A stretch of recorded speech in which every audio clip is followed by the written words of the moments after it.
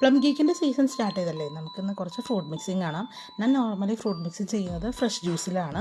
അതുപോലെ തന്നെ എല്ലാ ഫ്രൂട്ട്സും നല്ലപോലെ വാഷ് ചെയ്ത് ഡ്രൈ ചെയ്തതിന് ശേഷമാണ് യൂസ് ചെയ്യുന്നത്. ഒരു 4-5 വർഷം മുന്നേ വരെ എല്ലാവരും ബേക്കറിയിൽ നിന്നായിരുന്നു പ്ലം കേക്ക് വാങ്ങിക്കൊണ്ടിരുന്നത്.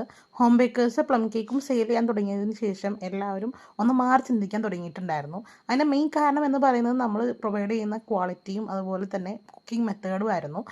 നമ്മൾ കൂടുതലും സെയിൽ ചെയ്യുന്നത് നോൺ ആൽക്കഹോളിക് ആയിട്ടുള്ള പ്ലം കേക്ക്സ് ആണ്.